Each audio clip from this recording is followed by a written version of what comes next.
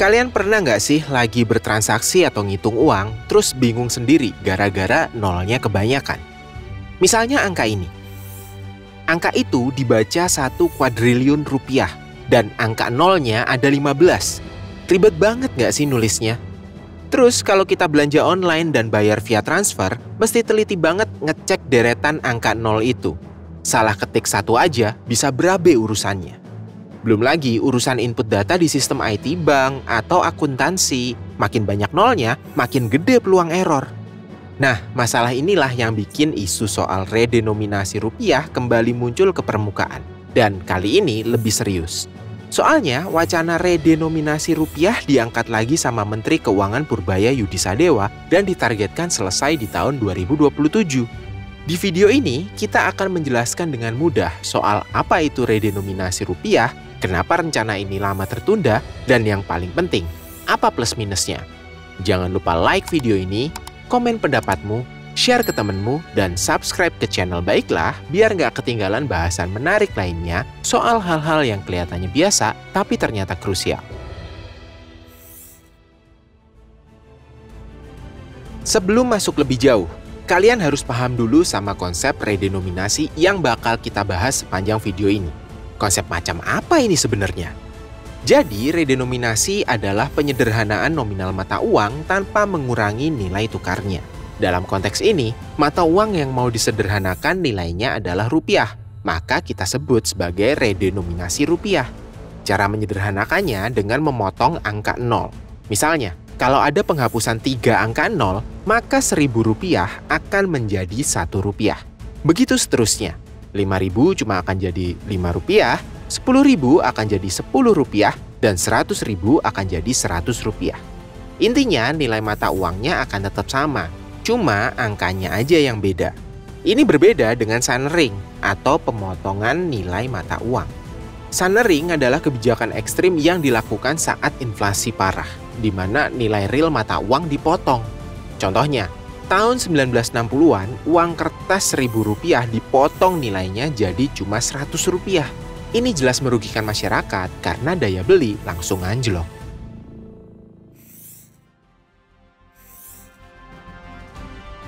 Kalau kamu merasa isu redenominasi ini nggak asing, itu tuh wajar banget. Rencana ini emang bukan barang baru. Usulan serius soal redenominasi ini sudah digaungkan sejak lama, puncaknya di sekitar tahun 2013 hingga 2017. Pada periode itu, pemerintah dan Bank Indonesia bahkan sudah menyiapkan rancangan undang-undang atau RUU redenominasi rupiah. Konsepnya sudah matang, bahkan Bank Indonesia sudah siap melakukan sosialisasi besar-besaran. Terus, kenapa ditunda? Alasannya klasik, momentum dan stabilitas. DPR dan pemerintah khawatir bahwa di tengah kondisi ekonomi yang belum stabil, misalnya inflasi masih fluktuatif atau tensi politik yang tinggi, kebijakan pemotongan nol ini bisa disalahartikan oleh masyarakat sebagai sunring. Apalagi waktu itu mendekati tahun politik di sekitaran 2018 sampai 2019. Efeknya bisa memicu kepanikan dan penarikan uang besar-besaran di bank yang malah merusak perekonomian. Akhirnya, RUU ini harus dicabut dari program legalisasi nasional atau prolegnas. Setelah sempat tenggelam, isu ini akhirnya muncul kembali setelah Menteri Keuangan Purbaya Yudisadewa tengah mempersiapkan rancangan undang-undang tentang redenominasi. Regulasi ini ditargetkan rampung pada tahun 2027, sebagaimana tercantum dalam Peraturan Menteri Keuangan atau PMK nomor 70 tahun 2025 yang ditandatangani langsung oleh Purbaya pada 10 Oktober 2025. Menurut Purbaya, redenominasi diperlukan untuk meningkatkan efisiensi ekonomi, memperkuat daya saing nasional, serta menjaga stabilitas nilai rupiah. Selain memudahkan transaksi keuangan, redenominasi juga mengurangi resiko teknis, kayak keterbatasan mesin kasir, sistem pembayaran digital, atau software akuntansi yang kesulitan mengelola angka yang besar. Dalam jangka panjang, redenominasi diharapkan juga akan memperkuat persepsi stabilitas ekonomi Indonesia di mata investor global. Terus, tahap pelaksanaannya kayak gimana ya? Tentu aja nggak langsung jadi dalam semalam ya.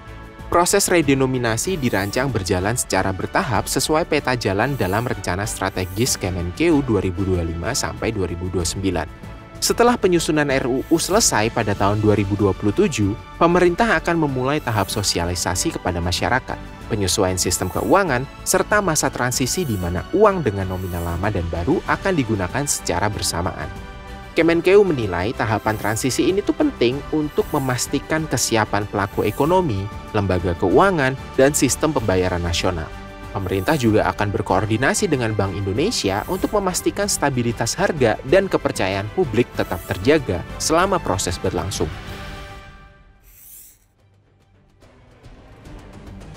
Jadi, kenapa sih kita repot-repot ngehilangin 3 nol? Apa urgensinya? Nah, ini beberapa keuntungan yang bisa kita dapatkan. Yang pertama adalah keuntungan psikologis. Dalam hal ini, gengsi dibandingkan dengan mata uang lainnya. Coba bandingin mata uang Indonesia dengan negara lain. Saat ini, $1 Amerika setara dengan Rp16.000. Kalau kita ke negara tetangga, RM1 Malaysia setara dengan Rp3.400. Kita punya digit yang jauh lebih banyak. Kalau kita redenominasi, $1 Amerika Serikat akan setara sekitar Rp16. Secara psikologis, ini membuat rupiah terlihat lebih kuat dan setara dengan mata uang kuat lainnya. Setidaknya dari sisi jumlah digitnya. Ini penting untuk meningkatkan kepercayaan investor asing. Keuntungan kedua adalah efisiensi transaksi dan pencatatan. Ini adalah alasan teknis yang paling kuat.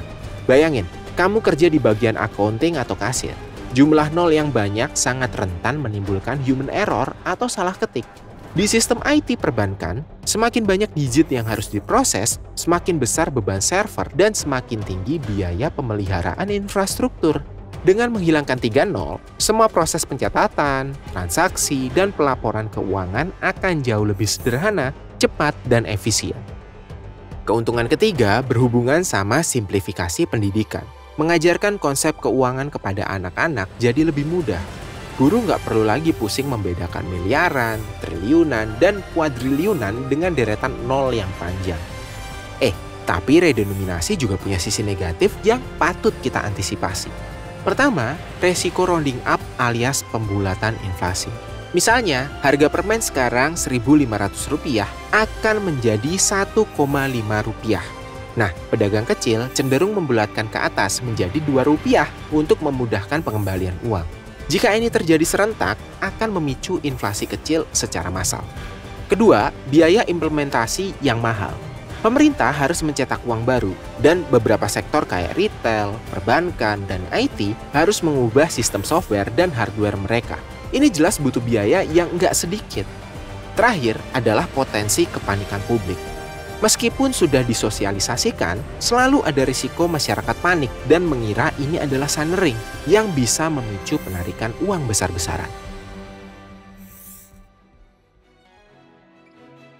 Oke, kita udah bongkar habis soal redenominasi.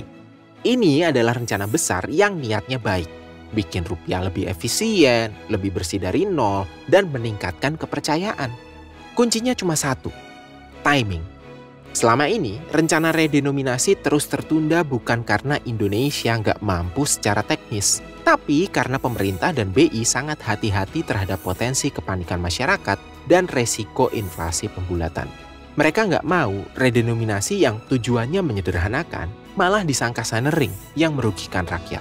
Redenominasi adalah kesempatan emas kita untuk membuat data ekonomi jadi lebih clean, lebih mudah dibaca dunia, dan yang paling keren, menghilangkan keribetan nol dalam kehidupan sehari-hari. Ini adalah langkah upgrade yang harus kita sambut, asalkan edukasi dilakukan secara masif. Semoga sinyal kuat dari Kemenkeu ini segera diikuti dengan momentum yang tepat. Ketika rupiah kita dipotong nolnya, mari kita pastikan yang naik bukan cuma gengsinya, tapi juga kesejahteraan dan kepercayaan diri bangsa. Kalau kamu ngerasa video ini bikin kamu ngerti sesuatu yang sebelumnya kelihatan rumit, jangan lupa untuk like, komen, dan share ke teman kamu. Dan tentu aja, subscribe ke channel Baiklah biar kamu nggak ketinggalan pembahasan-pembahasan penting lainnya.